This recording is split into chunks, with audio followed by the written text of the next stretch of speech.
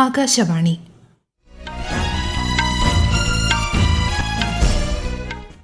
നമസ്കാരം. വാർത്തകൾ വായിക്കുന്നത് ഗീതു പ്രകാശ്.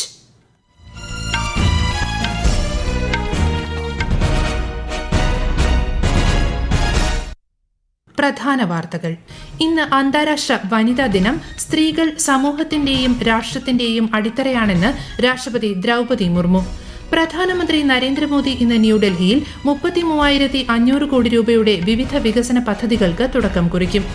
ഇന്ത്യയുടെ വളർച്ചയിലൂടെ ഇന്ത്യൻ മഹാസമുദ്രവുമായി ബന്ധപ്പെട്ട് കിടക്കുന്ന മറ്റ് രാജ്യങ്ങൾക്കും നേട്ടമുണ്ടാകുമെന്ന് വിദേശകാര്യമന്ത്രി എസ് ജയശങ്കർ. പശ്ചിമേഷ്യയിലെ സംഘർഷം ശമനമില്ലാതെ തുടരുന്നു. സ്ഥിതിഗതികൾ നിരീക്ഷിച്ചു വരികയാണെന്ന് ഇന്ത്യ. നവകേരളം എന്ന ആശയം പൂർണ്ണമായും യാഥാർത്ഥ്യമാക്കാനാണ് സർക്കാർ ലക്ഷ്യമിടുന്നതെന്ന് മുഖ്യമന്ത്രി പിണറായി വിജയൻ.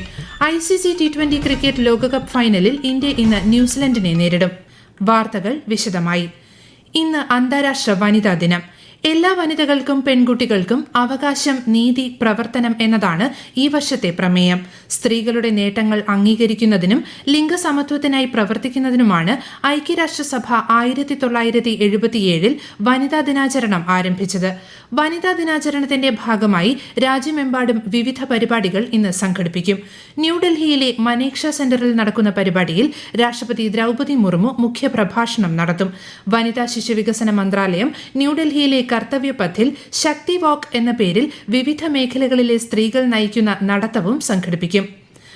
അന്താരാഷ്ട്ര വനിതാ ദിനത്തിൽ രാജ്യത്തെ പൌരന്മാർക്ക് ആശംസകൾ അറിയിച്ച് രാഷ്ട്രപതി ദ്രൗപദി മുർമു സ്ത്രീകൾ സമൂഹത്തിന്റെയും രാഷ്ട്രത്തിന്റെയും അടിത്തറയാണെന്നും വിദ്യാസമ്പന്നരും സ്വയം പര്യാപ്തരുമായ സ്ത്രീകൾക്ക് രാഷ്ട്ര പുരോഗതിയിൽ നിർണായക സംഭാവന നൽകാൻ കഴിയുമെന്നും രാഷ്ട്രപതി സന്ദേശത്തിൽ പറഞ്ഞു.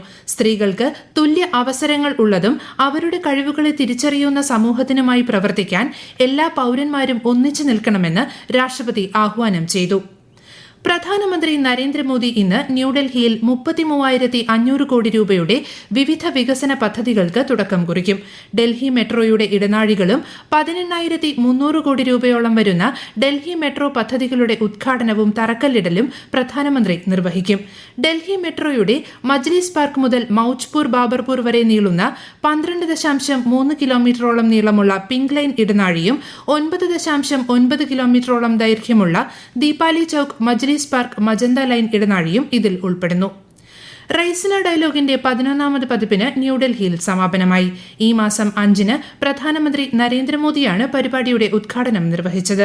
രാജ്യത്തിന്റെ ഉയർച്ചയുടെ ദിശ വളരെ വ്യക്തവും തടസ്സമില്ലാത്തതുമാണെന്ന് വിദേശകാര്യമന്ത്രി എസ് ജയശങ്കർ സമാപന ദിനത്തിലെ മന്ത്രിതല സംഭാഷണത്തിൽ പറഞ്ഞു. ഇന്ത്യയുടെ വളർച്ചയിലൂടെ ഇന്ത്യൻ മഹാസമുദ്രവുമായി ബന്ധപ്പെട്ട് കിടക്കുന്ന മറ്റു രാജ്യങ്ങൾക്കും നേട്ടമുണ്ടാകുമെന്ന് അദ്ദേഹം വ്യക്തമാക്കി. The Indian Ocean is the only ocean named after a country. And the reasons are obvious. We are right in the middle of it. But I do want the rest of the Indian Ocean to appreciate that India, in a way, India's rise is a lifting tide. That with our growth, I think other countries of the Indian Ocean stand to benefit. Those who work with us obviously will get more benefits. PM ഭാരതീയ ജനൌഷധി പരിയോജനയുടെ കീഴിലുള്ള രാജ്യത്തെ ജനൌഷധി കേന്ദ്രങ്ങളിലൂടെ നിരവധി സ്വയം തൊഴിൽ അവസരങ്ങൾ സൃഷ്ടിക്കപ്പെടുന്നതായി കേന്ദ്രമന്ത്രി JP Nadda.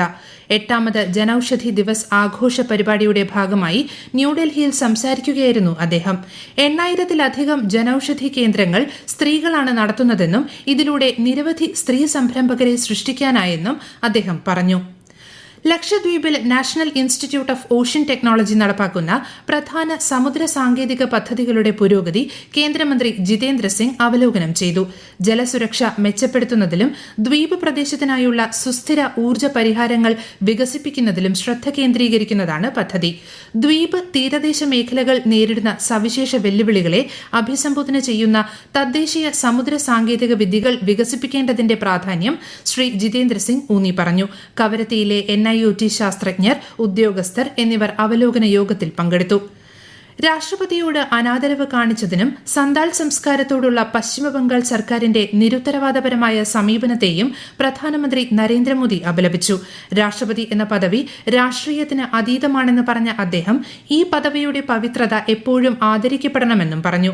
അതേസമയം രാഷ്ട്രപതിയുടെ സന്ദർശനത്തിൽ പ്രോട്ടോകോൾ ലംഘനം ഉണ്ടായിട്ടില്ലെന്നും 9ാമത് അന്താരാഷ്ട്ര ആദിവാസി സന്താൾ സമ്മേളനം ഒരു സ്വകാര്യ സംഘടനയുടെ പരിപാടിയായിരുന്നുവെന്നും പശ്ചിമബംഗാൾ മുഖ്യമന്ത്രി മമതാ ബാനർജി സമൂഹ മാധ്യമത്തിൽ കുറിച്ചു. ഈ വാർത്തകൾ ആകാശവാണിയിൽ നിന്ന്.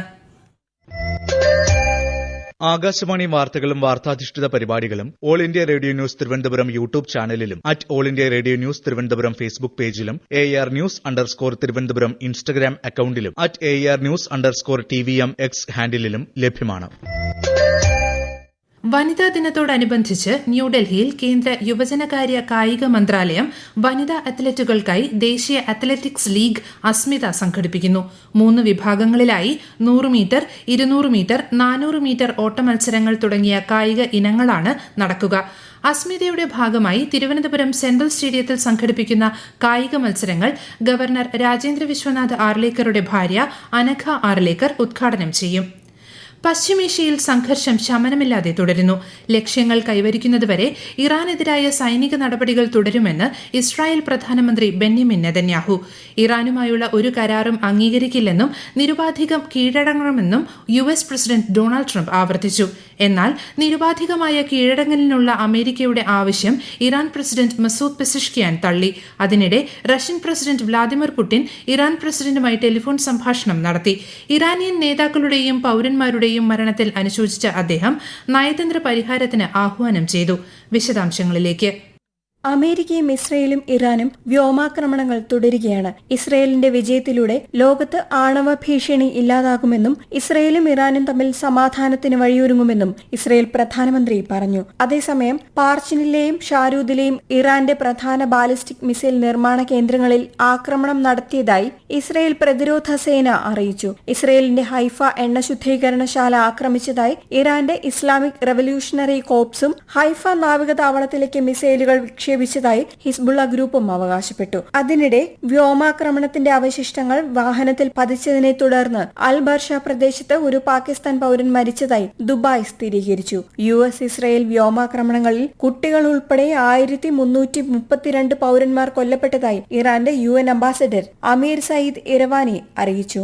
ലെബനനിലും ഇസ്രയേൽ ആക്രമണം തുടരുകയാണ്. News desk Akashvani. പശ്ചിമേഷ്യയിലെയും ഗൾഫ് മേഖലയിലെയും സ്ഥിതിഗതികൾ നിരന്തരം നിരീക്ഷിച്ചുകൊണ്ടിരിക്കുകയാണെന്ന് ഇന്ത്യ. മേഖലയിൽ ഉടനീളം വ്യോമാതിർത്തി ഭാഗികമായി തുറന്നതിനെ തുടർന്ന് ഈ മാസം 1 മുതൽ ഇന്നലെ വരെ 52,000-ത്തിലധികം ഇന്ത്യക്കാർ സുരക്ഷിതമായി രാജ്യത്ത് തിരികെ എത്തിയതായി വിദേശകാര്യ മന്ത്രാലയം അറിയിച്ചു. നിലവിൽ വാണിജ്യ വിമാന സർവീസുകൾ ലഭ്യമല്ലാത്ത രാജ്യങ്ങളിൽ ഇന്ത്യൻ പൌരന്മാർ എംബസിയെയോ കോൺസുലേറ്റിനെയോ ബന്ധപ്പെടാനും നിർദ്ദേശിച്ചിട്ടുണ്ട്. പശ്ചിമേഷ്യയിലെ സാഹചര്യം കണക്കിലെടുത്ത് ഈ മാസം 9, 10, 11 തീയതികളിൽ നടക്കാനിരുന്ന 12ാം ക്ലാസ് പരീക്ഷകൾ മാറ്റിവെച്ചതായി CBSE. പുതിയ തീയതികൾ പിന്നീട് പ്രഖ്യാപിക്കും. ചൊവ്വാഴ്ച സ്ഥിതിഗതികൾ അവലോകനം ചെയ്ത ശേഷം 12 മുതൽ നടക്കാനിരിക്കുന്ന പരീക്ഷകളിൽ തീരുമാനമെടുക്കുമെന്നും CBSE അറിയിച്ചു. നവകേരളം എന്ന ആശയം പൂർണ്ണമായും യാഥാർത്ഥ്യമാക്കാനാണ് സർക്കാർ വിവിധ പദ്ധതികളിലൂടെ ലക്ഷ്യമിടുന്നതെന്ന് മുഖ്യമന്ത്രി പിണറായി വിജയൻ. വികസനം ഒരു പ്രദേശത്ത് മാത്രം ഒതുങ്ങി നിൽക്കേണ്ട ഒന്നല്ലെന്നും എല്ലാ വിഭാഗം ജനങ്ങളും അതിന്റെ ഗുണം അനുഭവിക്കണമെന്നും മുഖ്യമന്ത്രി പറഞ്ഞു. ചെല്ലാനം ടെട്രാപോർട്ട് തീരസംരക്ഷണ പദ്ധതിയുടെ 1ാം ഘട്ടത്തിന്റെ പൂർത്തീകരണ പ്രഖ്യാപനവും 2ാം ഘട്ടത്തിലെ നിർമ്മാണ ഉദ്ഘാടനവും നിർവഹിക്കുകയായിരുന്നു അദ്ദേഹം. ICC T20 ക്രിക്കറ്റ് ലോകകപ്പ് ഫൈനലിൽ ഇന്ത്യ ഇന്ന് ന്യൂസിലൻഡിനെ നേരിടും. തുടർച്ചയായ 2ാം T20 ലോകകപ്പ് കിരീടം ലക്ഷ്യമിട്ടാണ് ഇന്ത്യ ഇറങ്ങുന്നത്. ഇത് 4ാം തവണയാണ് ഇന്ത്യ T20 ലോകകപ്പ് ഫൈനലിൽ എത്തുന്നത്. കിരീടം നേടിയാൽ 3 തവണ T20 ലോകകപ്പിൽ ജേതാക്കളാകുന്ന ആദ്യ ടീമായി ഇന്ത്യ മാറും. അഹമ്മദാബാദിലെ നരേന്ദ്രമോദി സ്റ്റേഡിയത്തിൽ രാത്രി 7 മണിക്കാണ് മത്സരം. അതേസമയം 2ാം തവണ ഫൈനലിൽ കളിക്കുന്ന ന്യൂസിലൻഡ് ആദ്യ ലോക കിരീടമാണ് സ്വപ്നം കാണുന്നത്. സെമി ഫൈനലിൽ ഇംഗ്ലണ്ടിനെ തകർത്ത ആത്മവിശ്വാസത്തിലാണ് ടീം ഇന്ത്യ.